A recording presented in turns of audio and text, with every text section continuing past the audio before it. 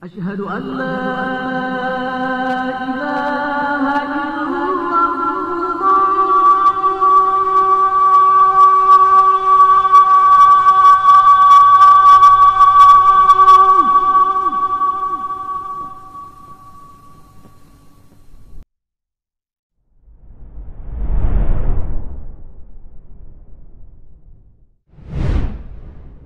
السلام عليكم ورحمة الله وبركاته.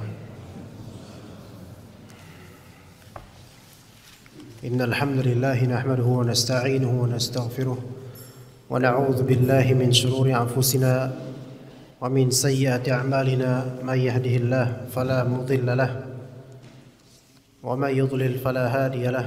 أشهد أن لا إله إلا الله وحده لا شريك له وأشهد أن محمدا عبده ورسوله لا نبي بعده. قال الله تعالى في كتابه الكريم: يا أيها الذين آمنوا اتقوا الله حق تقاته ولا تموتن إلا وأنتم مسلمون. فإن أصدق الحديث كتاب الله وخير الهدي هدي محمد صلى الله عليه وسلم وشر الأمور محدثاتها وكل محدثة بدعة وكل بدعة ضلالة وكل ضلالة في النار. Ikhwas sekalian, rahimani wa rahimakumullah, wa ghafara li wa ghafara lakum. Kematian demi kematian bergelimpangan di mana-mana. Yang dulunya kabar kematian adalah kabar orang-orang jauh, namun kabar tersebut semakin mendekat melalui orang-orang terdekat. Ini semua pasti berhikmah untuk kita yang masih Allah berikan kesempatan untuk hidup lebih panjang. Hikmahnya adalah agar kita mengambil ibrah dari kematian yang semakin dekat, yaitu tidak ada penutup kemungkinan untuk diri kita akan menjadi berikutnya, dan kita memohon kepada Allah Ta'ala semoga panjang umur. Tetapi harus dari sekarang jemaah sekalian mempersiapkan diri agar tidak terjelembab sebelum kematian.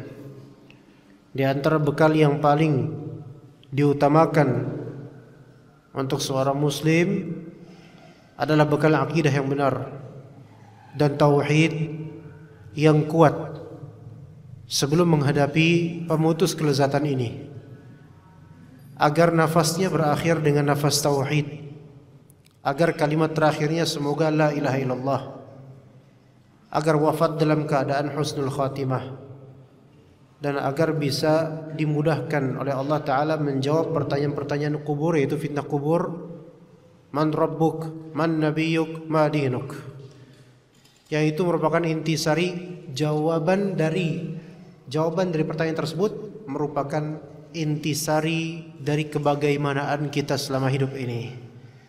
Maka mempelajari akidah yang benar adalah suatu kepentingan yang paling penting. Ia seperti gizi yang tidak mungkin seorang muslim terlepaskan darinya. Ia ibarat air bagi ikan, ia ibarat nafas bagi makhluk hidup. Maka barang siapa melejuti diri dari tauhid yang benar, maka Allah dan Rasulnya berlepas diri dari yang seperti ini. Dan kalau Allah Ta'ala sudah berlepas diri dari orang seperti ini, maka tidak ada wali, tidak ada nasir. Hanya Allah Ta'ala di dunia, lebih-lebih di akhirat. Ni'mal maula wa ni'man nasir. Selainnya tidak bisa memberikan pertolongan. Jangankan menolong di akhirat, bahkan berbicara saja itu tidak bisa kecuali kalau dibolehkan dan diizinkan oleh Allah Subhanahu wa taala. La yatakallamuna illa man adzina, di surat An-Naba akhir-akhir, la yatakallamuna illa man adzina ar-Rahman wa qala shawaba. Enggak ada yang bisa ngomong kecuali kalau Allah izinkan dia ngomong. Maka jemaah sekalian rahimakumullah, barang siapa yang menggantungkan kalbunya selagi di dunia kepada Allah Ta'ala, maka Allah Subhanahu wa Ta'ala akan menjadi pelindungnya di dunia dan juga di barzakhnya dan juga di akhiratnya. Jadi penyelamat kita Allah Subhanahu wa taala. Dunia dan akhirat. Janganlah kita bertasyabbuh dan menyerupai orang-orang musyrik dari kalangan Nasara. Yang kata mereka juru selamat kita dan penyelamat kita adalah Jesus, kata mereka. Bahkan jemaah sekalian, antum tidak bisa mengatakan bahwasanya penyelamat antum adalah Nabi Muhammad sallallahu alaihi wasallam. Penyelamat kita semua adalah Allah Subhanahu wa taala. Ni'mal maula wa ni'man nasir.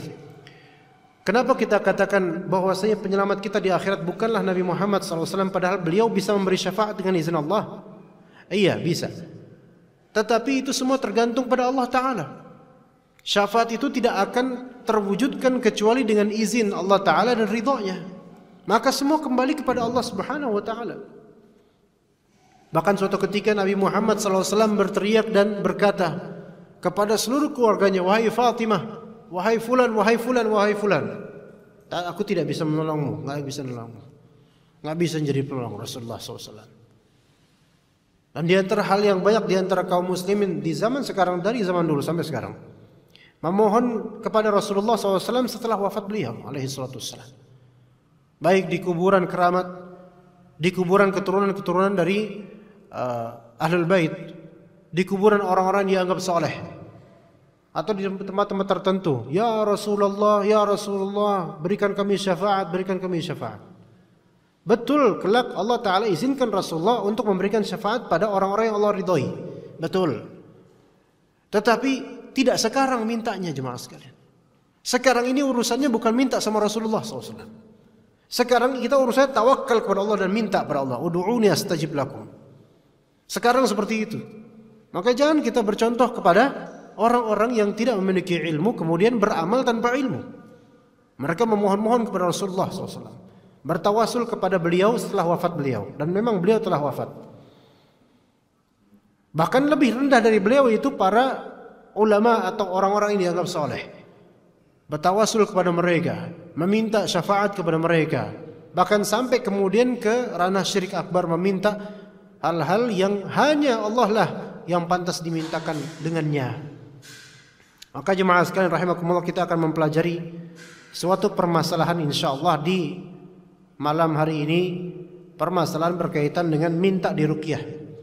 Hadisnya memang panjang, tapi ana pengen memfokuskan di pembahasan minta ruqyah, hukum minta diruqyah. Kita baca dulu hadis di dalil ketiga dari bab ketiga ini. Husain bin Abdurrahman berkata, suaranya jelas nggak ikhwan? Jelas insyaallah? Ya jelas ya. Husain bin Abdurrahman berkata, suatu ketika aku berada di sisi Sa'id bin Jubair. Lalu Sa'id bin Jubair bertanya, siapa di antara kalian yang melihat bintang yang jatuh semalam? Kemudian aku, yaitu Husain berkata, aku. Tadi malam melihat bintang. Kemudian aku bilang, ketahuilah, sesungguhnya aku ketika itu tidak sedang melaksanakan sholat, karena aku disengat kalajengking, yaitu pas malam enggak sholat tahajud, enggak sholat, dia karena disengat kalajengking. Lalu ia bertanya kepadaku, yaitu Sa'id bin Jubair bertanya kepadaku, kepada Husain bin Abdurrahman, lalu apa yang kau lakukan ketika itu? Maka aku pun menjawab, aku minta diruqyah ketika itu. Nah ini masalah. Aku minta diruqyah, kata Husain bin Abdurrahman. Aku minta diruqyah. Maksudnya ruqyah itu apa? Ruqyah itu dikatakan oleh Ustaz Firman di sini, ruqyah maksudnya di sini adalah penyembuhan dengan bacaan ayat-ayat Al-Qur'an atau dengan doa-doa yang diajarkan oleh Nabi, ya, dan semisalnya, ya, itu ruqyah. Aku minta diruqyah, itu pembahasannya. Lalu ditanya lagi, apa yang mendorong kamu melakukan hal tersebut? Kok minta diruqyah? Maka kata Husain bin Abdurrahman, yaitu sebuah hadis yang diriwayatkan oleh Asy-Sya'bi, yaitu Abdurrahman Asy-Sya'bi atau siapa namanya? Ana lupa Asy-Sya'bi namanya. Ia bertanya lagi, dan apa hadis tersebut? Coba sebutkan wahai Husain. Maka Husain pun menyebutkan bahwasanya Asy-Sya'bi menuturkan hadis kepada kami dari Buraidah bin Husayb, la ruqyata illa min 'ainin aw humatin, la ruqyata illa min 'ainin aw humatin. Tidak ada ruqyah kecuali karena ain atau karena sengatan. Tiada ruqyah kecuali karena ain atau karena sengatan. Nah, di sini ikhwah sekalian, kalimatnya seolah-olah menunjukkan bahwasanya kesurupan itu tidak perlu diruqyah, karena kalimat ini tidak ada ruqyah kecuali karena ain atau terkena sengatan sehingga demam. Ya. Tetapi di sini Rasulullah tidak memaksudkan bahwasanya kesurupan tidak termasuk kondisi yang layak diruqyah, bukan begitu maksudnya. Ya, di sini ada ain dan ada sengatan binatang maksudnya. Itu pantas diruqyah. Ya, ain pertama itu jelas, nanti insyaallah dijabarkan sedikit. Kemudian sengatan binatang, lebah, kalajengking dan seterusnya. Maka Husain bin Abdurrahman, beliau rahimahullah beristinbat dari situ, karena saya telah disengat kalajengking maka saya pun minta diruqyah berdasarkan hadis Nabi sallallahu alaihi wasallam ini. Ya. Beliau tidak sedang terkena ain tapi sedang terkena sengatan. Taib ain itu apa? Disebutkan di sini ain adalah pengaruh jahat yang disebabkan oleh satu, rasa dengki seseorang dengan pandangan matanya, satu. Dan dua, kadang-kadang bisa jadi karena rasa kagum, bukan hasad, bukan dengki, karena kagum. Perlu diketahui, ain itu tidak mesti disebabkan hasad atau dengki. Kadang-kadang disebabkan kagum. Enggak mesti karena hasad. Kadang-kadang kagum. Ya. Sebagaimana ada juga sebagian sahabat Nabi itu ada yang terkena ain, ya. Yaitu Sahal. Di sini ada cerita yang disebutkan oleh beliau di halaman berikutnya. Sahal bin Hunayf mandi di Al-Kharar, yaitu nama sebuah tempat di Madinah. Lalu ia pun membuka bajunya, namanya Sahal bin Hunayf. Sementara Amir bin Rabi'ah melihat Sahal bin Hunayf membuka bajunya. Dan Sahal adalah seorang yang kulitnya putih dan indah, bagus. Kulitnya bagus, putih dan indah, bagus. Maka Amir bin Rabi'ah berkata, aku tidak pernah melihat kulit seindah ini pada hari ini. Bahkan mengalahkan kulit para gadis. Saking putihnya itu kulitnya Sahal bin Hunayf. Maka setelah dikatakan begitu, enggak lama kemudian Sahal pun sakit, langsung sakit. Dan sakitnya semakin parah.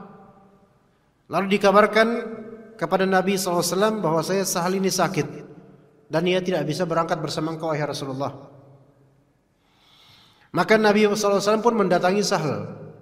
Lalu Sahal bercerita kepada Nabi SAW tentang pernyataan Amir bin Rabi'ah itu, pujian Amir bin Rabi'ah. Maka Nabi pun berkata, kenapa? Atas dasar apa ada seseorang menyakiti saudaranya? Ala hal barokta, atau kata Nabi SAW kemudian kepada Amir, ya, bin Rabi'ah yang memuji sebelumnya, kenapa engkau tidak mengucapkan kalimat-kalimat doa keberkahan? Nah, di sini ada faedah jemaah sekalian. Yaitu faedahnya diantaranya apa? Diantaranya kalau kita takjub, kagum akan sesuatu, doakan berkah. Ya, antum takjub itu imma antum akan iri, imma antum akan murni takjub saja. Dan kedua-duanya memiliki posibilitas untuk memicu terjadinya ain, baik iri maupun kagum. Maka Nabi SAW memberikan solusi. Kita lakukan at-tabrik, yaitu mendoakan keberkahan, seperti barakallahu fik atau tabarakallah, atau doakan hal-hal yang baik. Masya Allah, ganteng banget antum hari ini, semoga berkah hari antum. Nah gitu, seperti itu. Nah kalau kita kadang-kadang kita tradisi kita nggak ada seperti itu. Ngelihat orang ganteng dikit, bujuk, nah kayak gitu, pakai bahasa kayak gitu. Tumben lu ganteng, biasanya cemong gitu. Biasanya muka lu kayak kemoceng. Sekarang wah, ini ngejek namanya. Ya enggak ada kagum, enggak ada hasad juga, ngece namanya. Nah, Sekarang mari kita mulaikan sunnah ini. Kalau misalnya kita kagum pada seseorang, jangan iri, nggak boleh. Maksudnya jangan hasad, jangan dengki. Iri akan kebaikan dan tidak sampai berkehendak untuk menghilangkan kebaikan itu tidak masalah.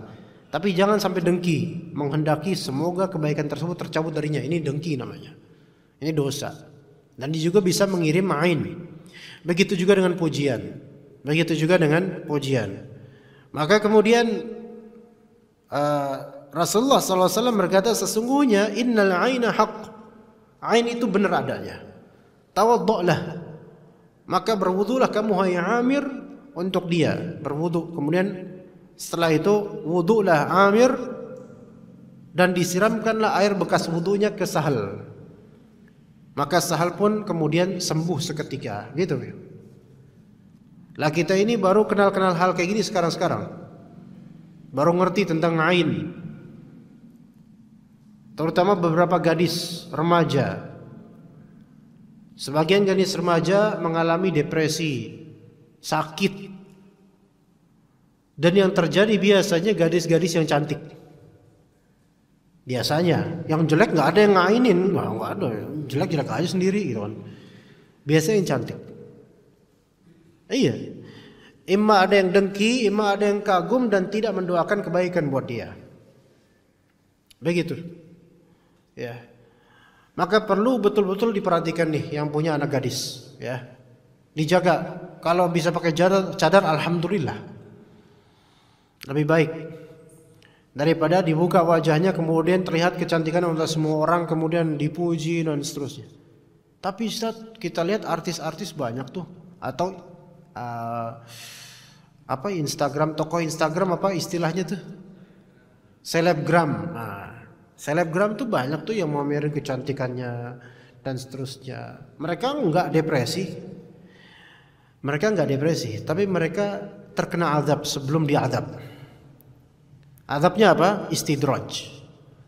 Mereka dibiarkan oleh Allah merasa aman dari dosa, menyebarkan wajahnya di media sosial, gayanya dan pamer ini pamer itu. Ya, dibiarkan oleh Allah Taala. Khawatir tegurannya adalah kematian, dosa ini numpuk. Maka kalau kita punya putri ya, harap dijaga itu, ya dijaga. Karena ain itu kata Rasulullah hak, terjadi betul-betul. Maka hati-hati. Baik, kita lanjutkan ya. Sungguh telah berbuat baik orang yang telah mengamalkan apa yang telah didengarnya. Itu kata Sa'id ya. Ini kembali ke cerita tadi ya, Husain dan Sa'id.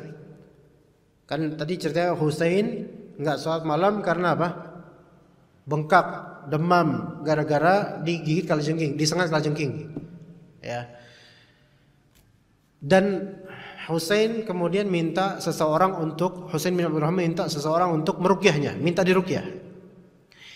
Ini pemahaman Husain bin Abdurrahman sesuai dengan hadis la ruqyata illa min ainin aw humah. Maka kata Sa'id pun bilang, sungguh telah berbuat baik orang yang telah mengamalkan apa yang telah didengarnya. Di sini Sa'id bin Jubair ada memuji Husain, yaitu Husain mendengar hadis berusaha mengamalkan hadis. Minta diruqyahlah dirinya. Tapi kata Sa'id, tetapi Ibnu Abbas menuturkan hadis berikut dari Rasulullah SAW. Dengarkan wahai Husain perkataan Rasulullah SAW. Uridat alayya al-umam fara'aitu an-nabiy SAW ma'ahu ar-rahat wan nabiyyu ma'ahu ar-rajul wan nabiyya wa laysa ma'ahu ahad. Telah diperlihatkan kepada saya, kata Nabi SAW, beberapa kalangan, beberapa umat. Lalu aku melihat seorang nabi, bersamanya ada beberapa kelompok orang. Berarti ada beberapa pengikut nih. Dan ada seorang nabi, bersamanya hanya ada 1 atau 2 orang saja. Nabi pengikutnya 1 atau 2, Masya Allah. Ada juga nabi yang lain, tanpa ada seorang pun yang menyertainya. Gak ada pengikut. Masya Allah, sabarnya nabi tersebut ya. Maka kemudian Anda baca terjemahnya langsung. Tiba-tiba diperlihatkan kepadaku sekelompok orang yang banyak jumlahnya. Aku mengira bahwa mereka ini umatku. Tetapi dikatakan kepadaku bahwa mereka itu adalah Nabi Musa dan kaumnya. Banyak. Tiba-tiba aku melihat lagi sekelompok orang yang lain, yang jumlahnya sangat besar.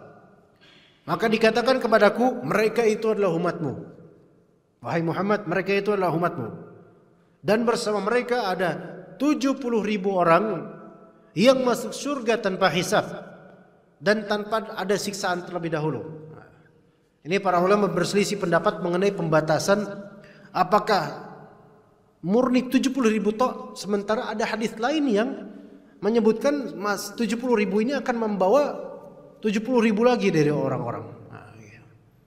Kalau 70.000 doang dari segenap kaum muslimin dari zaman sahabat sampai hari kiamat, kayaknya kita khawatir nggak dapat, ikhwan. Ya, berapa miliar jumlah muslim? Oh, nggak kehitung. Sejak zaman sahabat sampai sekarang nih, kalau cuma 70.000 doang yang masuk surga tanpa hisab, sisanya kena azab dulu, kena hisab dulu. Waduh, 70.000 ya. Sahabat aja berapa puluh ribu kira-kira. Itu baru sahabat. Kita nggak ada apa-apanya dibandingkan sahabat. Nah, ya, jadi para ulama sebagian mengatakan ada yang sampai 70.000 dikali lagi 70.000, maka semua itu bisa. Jadi 70.000 orang ini akan membawa juga nanti 70.000 lagi. Gitu. Wallahu alam ini, wallahu alam. Nggak perlulah kita kemudian meneliti sampai detailnya berapa. Yang penting amal soleh dulu sekarang. Percuma kita neliti detailnya berapa semuanya, ternyata kita nggak termasuk, gara-gara nggak beramal soleh. Jadi intinya amal soleh dulu. 70.000 orang itu masuk surga tanpa hisab, tanpa disiksa terlebih dahulu. Kemudian beliau bangkit dan masuk ke dalam rumahnya. Nabi SAW bangkit dan masuk ke dalam rumahnya. Maka setelah dibincangkan begitu, para sahabat itu penasaran nih, ikhwan. Orang-orang pun memperbincangkan tentang siapakah mereka, kriterianya seperti apa. Mereka pengen tahu. Sahabat tuh kayak gitu, ikhwan. Sahabat kayak gitu, sahabat Nabi. Kalau Rasulullah SAW memuji suatu perbuatan, sahabat Nabi itu ya, atau memuji suatu kaum yang masuk surga, para sahabat Nabi kemudian bertanya ciri-cirinya seperti apa ya Rasulullah, sifatnya seperti apa ya Rasulullah, supaya mereka itu pengen apa? Pengen meniru gitu loh. Dan ketika Nabi SAW menyebutkan suatu keburukan atau penduduk ahli neraka, penduduk neraka, para sahabat kemudian pengen tahu ciri-cirinya seperti apa supaya mereka tidak ikutan. Itu para sahabat. Beda sama kita kan? Kalau kita lagi ngomongin keburukan, kita tuh langsung mikir siapa yang kayak gitu ya. Pasti si Panjul tuh, pasti dia kurang ajar tuh emang tuh orang tuh. Nah, gitu kan? Iya. Ustadz tersinggung ceramah, tersinggung menjelekkan karakter, suatu karakter gitu loh. Kata Ustadz, saya nggak suka kalau misalnya ada jemaah yang kayak gini. Pikiran kita melayang ke orang lain, padahal yang dimaksud sampean gitu loh. Kita kayak gitu tuh, ya kita kayak gitu. Tidak mencari ibrah, tapi mencari orangnya gitu loh. Dan itu pun salah, bukan dia yang dimaksud. Nah, para sahabat kemudian mereka membincangkan siapa ini, seperti apa orangnya yang masuk surga tanpa hisab. Ya ada yang berkata, ya di sini para sahabat mulai angkat bicara, mereka diskusi nih. Kata sebagian mereka, kayaknya mereka itu orang yang telah menyertai Nabi dalam hidupnya, itu para sahabat. Nah, ada lagi yang bilang, di antara sahabat bilang gini, kayaknya mereka itu orang-orang yang dilahirkan dalam lingkungan Islam, sampai karena dilahirkan dalam lingkungan Islam nggak pernah berbuat syirik sedikit pun. Gitu. Mereka berspekulasi, ya. Tapi ini cuma obrolan saja, ya nggak memastikan. Maka kemudian Rasulullah keluar dari rumahnya. Dan mereka pun memberitahukan hal tersebut kepada beliau.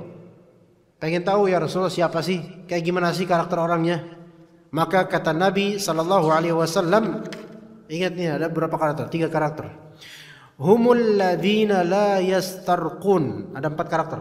Pertama, mereka yang tidak minta diruqyah. 1. Wala yatatayyarun. Afwan, sebelumnya ya sahih. Wala yatatayyarun.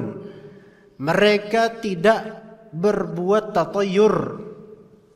Tatayyur itu bahasa Indonesia apa ya? Apa bahasa Indonesia? Bahasa Indonesia apa? Tatayyur itu apa? Indonesianya itu apa? Spekulasi nasib dengan wasilah yang tidak sesuai gitu. Apa yang namanya tatayyur? Pamali masih terlalu global. Karena pamali ini kadang-kadang dipakai juga bukan untuk tatayyur. Hah? Gimana? Takhayul juga beda. Tapi tatayyur bisa masuk ke dalam bab takhayul, Tapi takhayul juga ada bab tersendiri global. Enggak, yang lebih populernya apa? Hah? Biasanya apa namanya? Indonesia apa enaknya ngomongnya? Tatayur tuh. Anda udah dari sejak sekolah ngomongnya tatayur, orang pada ngerti. Nah kalau sama orang awam kan kita nggak bisa kayak gitu. Jangan tatayur. Ya tatayur jangan dibahasakan dengan bahasa baku apa? Tatayur dari bahasa Arab dari toyir yaitu burung. Jadi tatayur artinya beburungan. Ya salah ya, bukan beburungan. Nganggap sial, tetapi nganggap sialnya itu tidak dengan sisi atau alasan yang memang nyambung gitu loh. Paham nggak? Misalnya ada suara tokek kan dulu. Kalau ada di rumah ada tokeknya, wah apes nih orang nih. Itu tatayur itu. Apa hubungan suara tokek sama apes? Kalau tokeknya ganjil, suaranya nanti bakal gini. Nah ini nih tatayur. Tokek nggak tahu apa-apaan kok digituin, gitu kan? Ya begitu. Dan lain banyak sekali ya. Yang tadinya bukan tatayur, tadinya cuman untuk memotivasi atau untuk memberikan arahan oleh orang tua, tapi kemudian jadi kepercayaan. Endo jangan duduk di pintu, ntar gak laku loh. Akhirnya jadi kepercayaan, gak boleh perempuan gadis duduk di pintu. Padahal dulunya untuk apa? Ya jangan murahan lah gitu duduk di pintu gitu. Kalau sekarang ya bukan di pintu duduknya, di jembatan. Ya. Nah. Itu dulu mbak ini kayak gitu, cuman jadi tatayur. Nunjuk kuburan. Ya kan maksudnya nggak sopan gitu nunjuk kuburan. Tapi jangan nunjuk kuburan Pak Malaysia nanti gitu. Nah itu bisa tatayur tuh, itu tatayur. Jadi menganggap adanya nasib sial dengan sebab yang tidak nyambung gitu loh. Ya nggak bisa kita ngomong apa. Jangan kamu menganggap nasib sial dengan sebab yang tidak nyambung. Orang capek duluan. Udah simpel aja, jangan tatayur lah gitu lah.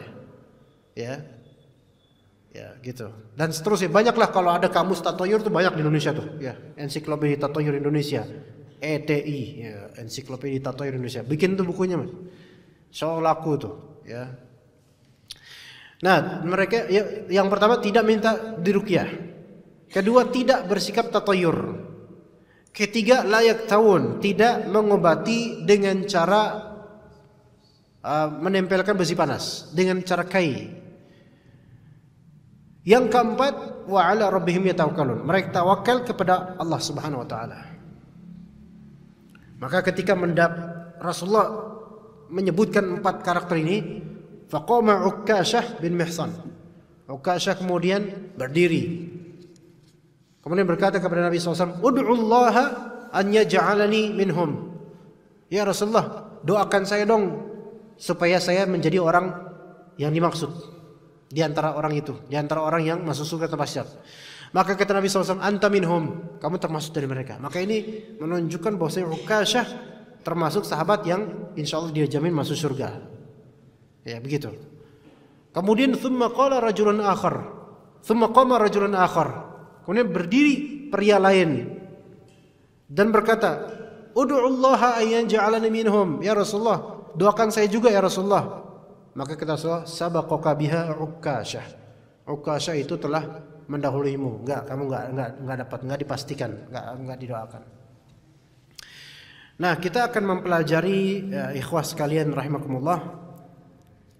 Spesifik aja di malam ini insyaallah, yaitu hukum meminta untuk diruqyah. Dan ini udah jam 7 lewat 15 aja, Masya Allah. Ya bisa nggak Isya diundur jam 10 gitu biar ya diundur aja, anak pulang duluan ya. Ini sebenarnya pembahasan yang agak sedikit panjang, cuman kita singkat aja lah ya. Hukum meminta untuk diruqyah. Dan perhatikan baik-baik ikhwah sekalian.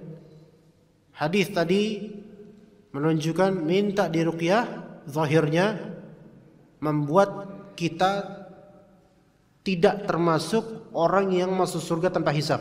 Masuk surga, tapi bukan termasuk golongan masuk surga tanpa hisab, tanpa azab. Berarti masih ada risiko besar gitu loh. Paham ya di sini ya? Minta untuk diruqyah. Kata di sini Ustaz Firanda mengatakan meminta untuk diruqyah hukumnya adalah boleh. Iya. Hukumnya sebenarnya meminta untuk ruqyah, hukumnya itu tergantung dengan bagaimana keadaan dan juga hatinya. Itu kalau mau boleh anak lebih rinci ya. Hukum meminta diruqyah itu tidak mutlak, melainkan bergantung pada apa? Keadaan dan hatinya. Karena keadaan orang beda-beda. Dan hati atau niatan orang juga beda-beda. Namun beliau memutlakkan di sini hukumnya boleh, taib. Tapi beliau akan merinci nanti.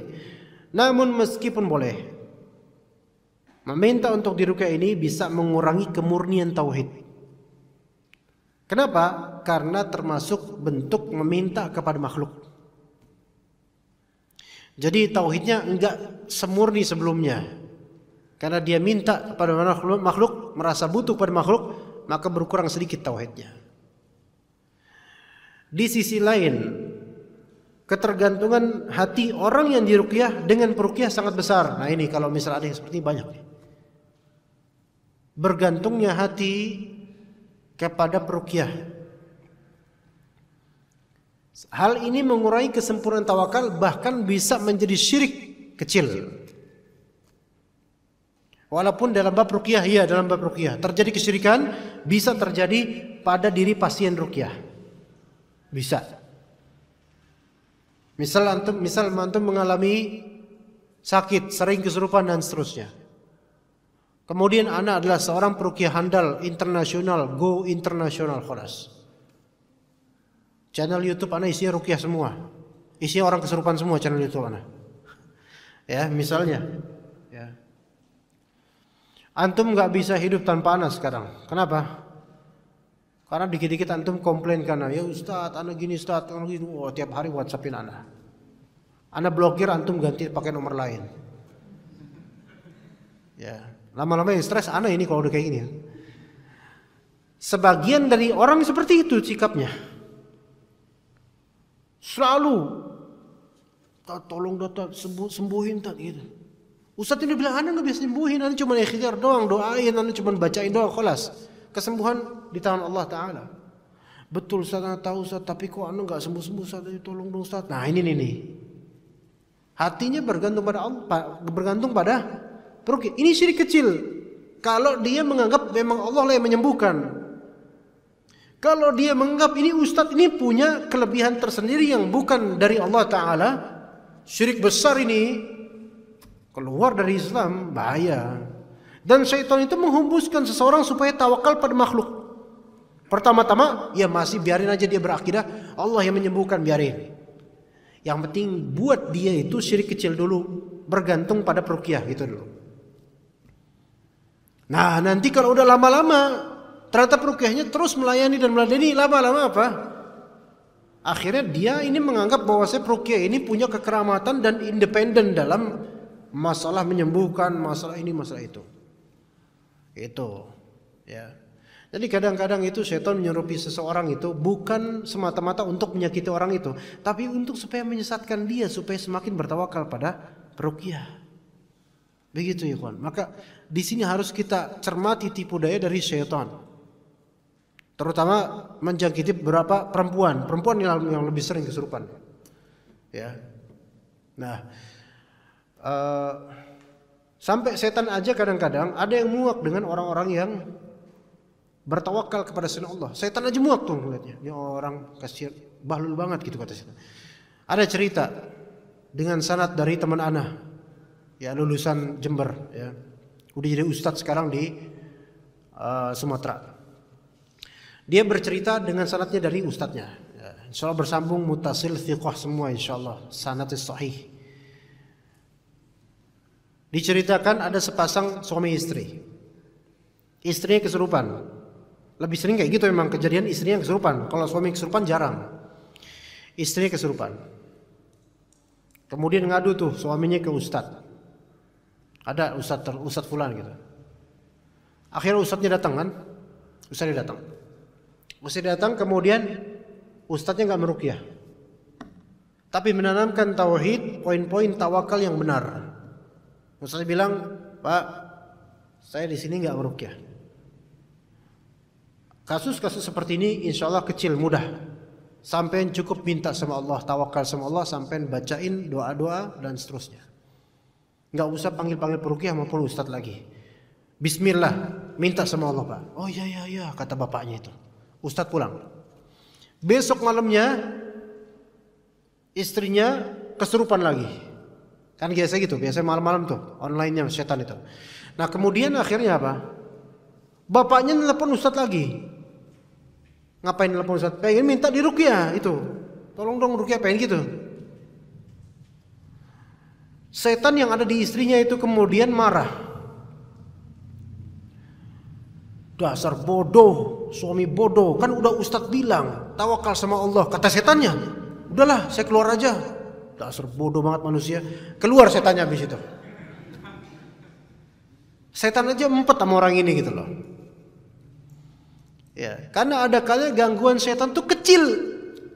Cuman ketidaktawakalan kita yang membuat mereka itu bangga dengan gangguannya. Iya, begitu. Oke. Tadi minta diruqyah bisa hukumnya menjadi boleh, bisa. Tapi boleh ketika apa?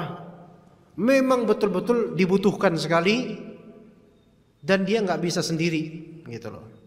Sebagian orang keadaannya seperti itu. Dia meruqyah sendiri, sakitnya luar biasa sehingga nggak bisa baca. Ada yang seperti itu. Yang seperti ini, insya Allah boleh dan semoga tidak mengurangi tawakal karena dia nggak mungkin. Ada orang seperti ini ada. Jadi kasus-kasus kesurupan itu beda-beda. Kasus-kasus penyakit itu beda-beda, ikhwan. Beda. Nabi SAW bersabda, "Manik tawa, aw istarqa, faqad bari'a minat tawakkul." Barang siapa melakukan pengobatan dengan cara membakar diri dengan besi panas atau meminta diruqyah, maka dia tidak memiliki rasa tawakal. Nah, ini bahaya, hati-hati. Makanya yang udah pernah minta diruqyah begitu saja sama orang, minta diruqyah, tolong ruqyah saya. Ya sekarang ya istighfar, minta ampun sama Allah Ta'ala, semoga udah itu masa lampau. Kita mulai dari nol sekarang. Ya, jadi antum nggak usah minta diruqyah lagi, walaupun itu boleh dalam keadaan tertentu boleh. Udah cukup bismillah, tawakal sama Allah, apapun penyakitnya. Ya, ikhtiar medis silahkan. Tapi kalau sudah nggak mungkin, sudah nggak bisa, lidah pun nggak bisa berbicara, antum tetap tawakal boleh. Antum misalnya minta bacain boleh. Nanti ada dalilnya insyaallah. Adapun meruqyah maka dibolehkan, bahkan dianjurkan. Meruqyah itu sunnah, dianjurkan kalau tujuan antum menolong saudara antum. Ya. Tatkala ada seorang bertanya kepada Nabi, "Ya Rasulullah, arqi, ya Rasulullah, boleh enggak saya meruqyah?" Nabi SAW menjawab, "Man istata'a minkum an yanfa'a akhahu falyaf'al." Barang siapa yang mampu untuk memberi manfaat kepada saudaranya, maka lakukanlah. Sekarang banyak dari saudara kita sakit, baik karena COVID atau lainnya. Mungkin antum nggak diperbolehkan mengunjungi karena ya pandemi seperti ini. Telepon, boleh nggak ada telepon? Minta izin telepon. Nah di telepon itu setelah ngobrol-ngobrol, antum bacakan buat dia Al-Quran. Bilang, "Mas boleh nggak saya baca Al-Quran?" "Oh iya, biasa orang sakit tuh pengen baca Al-Quran." Kecuali yang kafir atau memang bebal ya. Baca Al-Quran. Antum mau dibacain surat apa? Surat Al-Baqarah gitu misalnya. Ayat berapa? Ya Al-Baqarah semuanya. Nah ini baru repot ini. Antum mana udah pengen ngeruqyah satu surat Al-Baqarah 286 ayat, dikira mau nginep apa? Enggak. Udah ayat kursi aja dah. Nyesel lah. Nah kan gitu kan mulai gak enak. Mulai gak enak tuh kan. Ya tahu diri juga lah, jangan minta sampai segitunya. Jadi itu memberi manfaat kepada saudaranya ya kawan. Walaupun dia sedang kena COVID, antum bacakan Al-Quran lewat telepon, itu afdal, bagus sekali. Jangan nunggu dia minta dulu. Antum tawarkan diri. Dan juga jangan merasa, aku mah apa tuh, peruqyah bukan, ustadz bukan, alim enggak. Jangan gitu. Ayo amalkan ini sunnah. Siapa yang bisa memberi manfaat buat saudaranya, fadhil silakan lakukan. Walaupun cuma bacaan nas. Iya. Saya mau bacain antum ya, ini ya ruqyah atau bacaanlah supaya hati antum tenang. Baca apa Mas? Surat An-Nas aja, ya Allah An-Nas tanggung banget sih. Ya, apa nggak ada surat lain yang panjangan dikit itu? Enggak, An-Nas aja. Takut salah kalau yang lain udah An-Nas aja ya, baca qul a'udzu birabbin nas malikin nas ilahin nas. Enggak apa-apa ya, enggak apa-apa, bagus. Udah niatan bagus. Hanya saja ini hal ini enggak populer di kalangan kita. Di kalangan kita itu kalau datang ke rumah sakit, bagus bawa buah, bawa ini alhamdulillah. Tapi enggak ada ruqyah kan? Karena bagi masyarakat kita, di ruqyah itu berarti dilecehkan. Ya. Mas, Anda bacain Al-Qur'an ya? Ngapain emangnya? Mau ngeruqyah saya? Iya. Oh enggak, saya enggak kesurupan kok. Ya enggak mesti kesurupan dulu. Ya sampean walaupun sakit apa kayak gitu, galau di ruqyah bisa. Bismillah gitu. Itu sunnah seperti itu, ikhwan. Ya, jadi antara kita nih yang udah ngaji nih harus ngerti. Ya, ada yang sakit bacain Al-Qur'an. Buat dia senang, antum pengen Anda bacain apa gitu. Jangan kayak tadi ceritanya tadi ya fatal juga itu Al-Baqarah, Ali Imran, minta Al-Baqarah, Ali Imran deh. Masya Allah. Bentar ya, anak pakai MP3 aja dah, kok gitu dah kan gitu. Oleh karenanya Nabi SAW meruqyah para sahabat dan malaikat Jibril pun pernah meruqyah Nabi SAW. Gitu. Dan untuk yang kasus kedua ini Nabi diruqyah malaikat Jibril itu nggak terjadi pada antum. Kita nggak terjadi. Kita saya pengen minta di ruqyah sama malaikat Munkar Nakir yang Masya Allah ya, mati aja loh. Mati aja sekarang. Enggak, untuk kita ini beda kasusnya dengan Nabi SAW. Demikian juga kalau ada yang meruqyah kita tanpa kita memintanya, itu enggak apa-apa, bagus malah. Iya, meruqyah kita enggak minta. Kita lagi sakit atau lagi enggak enak badan atau lagi sedih.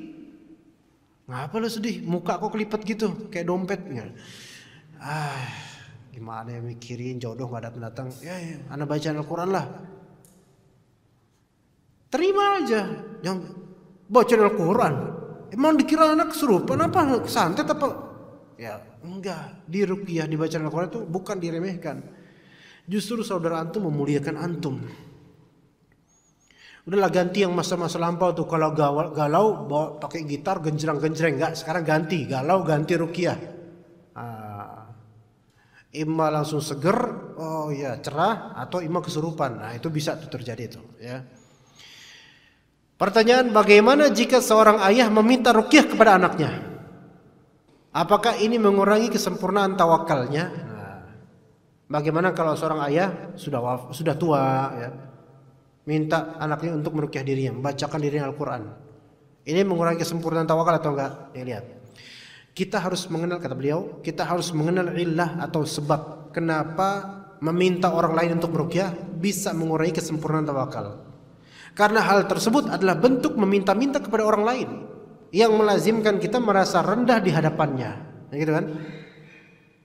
Kalau antum minta diruqyah, minta dengan perendahan diri, ini yang merupakan bentuk ketidaktawakalan antum. Dan semua bentuk permintaan yang menjadikan hati kita bergantung pada makhluk atau menjadikan kita itu rendah di hadapan makhluk, maka itu mengurangkan kesempurnaan tawakal kita kepada Allah. Ini kaidah bagus nih. Apapun bentuk permintaan yang menjadikan hati kita bergantung pada pihak yang kita minta, atau mengurangi atau menjadikan kita merasa rendah di hadapan dia, maka ini mengurangi kesempurnaan tawakal kita pada Allah. Bagaimana contohnya ya kawan? Ya, kita minta dan kita bergantung pada orang yang kita minta. Nah itu biasanya peminta-minta itu, ya Pak minta Pak, itu tangannya gini ya. Itu termasuk tawakalnya kurang banget itu orang. Kemudian kita minta sesuatu yang membuat kita tuh rendah di hadapan dia. Banyak hal tersebut, banyak, terutama uang dan harta. Nah, Nabi SAW pernah membayar para sahabat untuk tidak minta pada orang lain. Jangan minta-minta. Sampai-sampai ada sahabat yang terjatuh pecutnya, maka ia tidak menyuruh orang lain untuk mengambilkan untuknya, tapi ia turun dari tunggangannya untuk mengambil sendiri, kalau bisa begitu. Tetapi juga banyak juga hadis yang menunjukkan bahwa Nabi SAW telah memerintahkan istrinya, memerintahkan pembantunya, memerintahkan sebagian sahabatnya. Ini menunjukkan apa? Kalau digabung semua hadis tersebut tidak kontradiktif. Ini menunjukkan jika permintaan kepada orang lain tidak menimbulkan rasa rendah diri, maka hal ini tidak mencela kemurnian tauhid. Ya.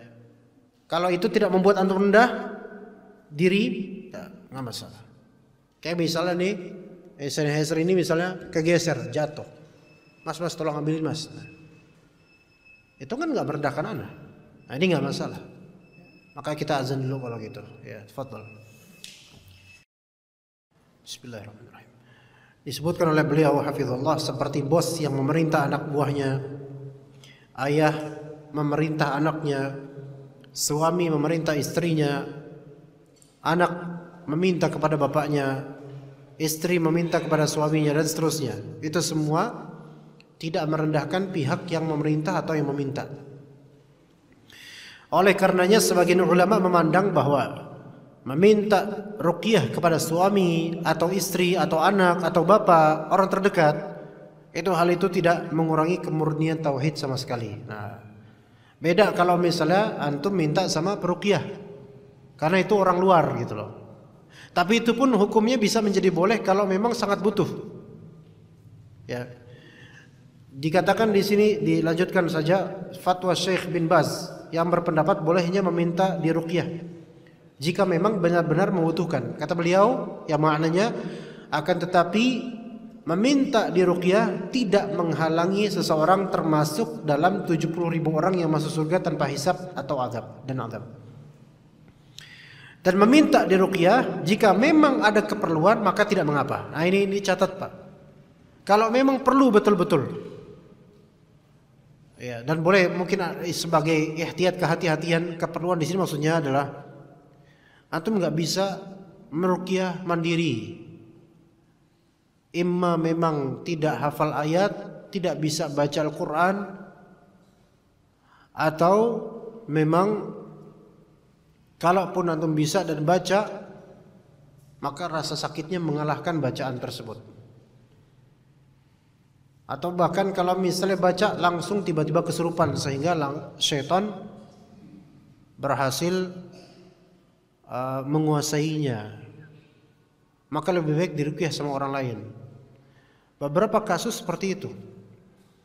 Beberapa kasus seorang itu nggak bisa meruqyah mandiri karena hal-hal tadi. Ya. Nabi SAW kata Syekh bin Baz memerintahkan Aisyah untuk meminta ruqyah. Jadi Nabi menyuruh Aisyah, nah kamu Aisyah minta ruqyah aja, nanti insya Allah ada hadisnya. Dan memerintahkan ibu dari anak-anaknya Ja'far bin Abi Thalib untuk meminta orang meruqyah anak-anaknya. Itu semua gak masalah karena memang kebutuhan. Dalil akan hal ini diantaranya dari Aisyah radhiyallahu anha. Beliau mengatakan, amaroni Rasulullah sallallahu alaihi wasallam an yustarqa minal ain. Rasulullah memerintahkan saya, ya, agar saya dimintakan ruqyah, agar saya minta diruqyah karena ain. Itu Rasulullah perintahkan.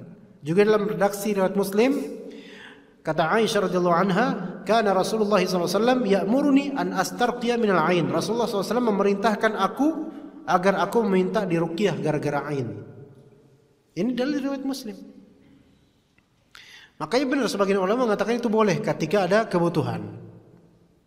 Ya mungkin tidak memungkinkan untuk dilakukan sendiri, perlu orang. Juga dari Ummu Salamah bahwa Nabi SAW melihat di rumahnya ada seorang budak wanita yang wajahnya ada warna kekuning-kuningan. Maka beliau berkata kepada Ummu Salamah, istarqu laha fa inna biha an-nadhrah. Mintalah ruqyah untuk budak wanita ini. Cari orang buat meruqyah dia karena ia kena ain.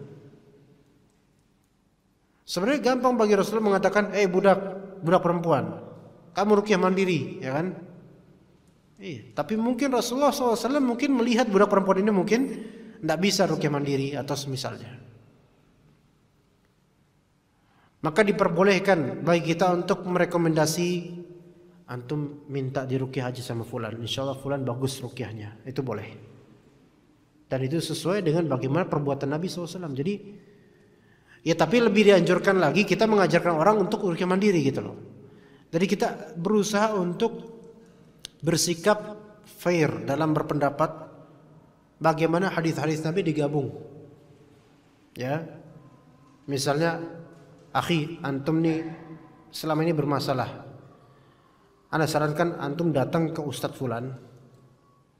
Dan kalau bisa Ustadz Fulan ini kalau bisa meruqyah antum. Supaya terdeteksi antum tuh jinnya. Misalnya gitu, itu enggak masalah. Hanya saja yang lebih afdol adalah ajarkan dia ruqyah mandiri, itu lebih afdol. Dan itu yang ana rekomendasikan juga ruqyah mandiri, ikhwan. Karena kalau diruqyah orang, kemudian biasa diruqyah orang, lama-lama ya manja, lama-lama tawakal sama orang lain. Itu enggak bagus ya. Ujung-ujungnya bagus. Kemudian dari Ubaid bin Rifa'ah Az-Zuraqiyah berkata, Asma binti Umais berkata, "Ya Rasulullah, sesungguhnya anak-anak Ja'far bin Abi Thalib terkena ain. Apakah aku meminta ruqyah untuk mereka?"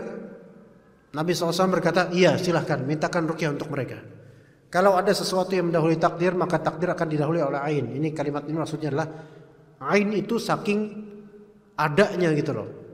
Ya, ain itu termasuk takdir dan tidak mungkin mendahului takdir. Ini mubalaghah dari Rasulullah, hiperbola dari Rasulullah yang menunjukkan ain itu cepat dan pesat. Orang bisa langsung sakit gara-gara ain. Dan kadang-kadang ain itu efeknya lebih dahsyat daripada sihir. Kadang-kadang. Ya, maka kadang-kadang kita menghakimi fulan kena sihir, padahal belum tentu. Bisa jadi karena kena ain. Mendeteksinya gimana? Allah yang lebih tahu. Kalau kita nggak tahu karena ini gaib, udah tawakal aja sama Allah, ruqyah aja terus sampai insyaallah selesai semuanya. Ya begitu insyaallah ikhwas sekalian. Mudah-mudahan yang sedikit ini bermanfaat. Jadi hukum meminta diruqyah ini sebenarnya apa? Tergantung keadaan orang yang diruqyah, orang tersebut, dan juga tergantung bagaimana hatinya dia. Kalau misalnya ada rasa kurang tawakal, bergantung pada selain Allah, jelas ini haram. Ya, tapi kalau pada asalnya normal ini boleh. Cuman sebagian ulama mengatakan makruh karena dikhawatirkan bakal mengurangi tawakal dia. Ala kulli hal, sekian dari kami, semoga bermanfaat. Barakallahu fikum jami'an, jazakumullahu khairal jazaa atas kehadirannya. Wa sallallahu ala nabiyyina Muhammad wa ala alihi wa sahbihi ajma'in. Subhanakallahumma bihamdika asyhadu an la ilaha illa anta astaghfiruka wa atubu ilaik. Wassalamu alaikum warahmatullahi wabarakatuh.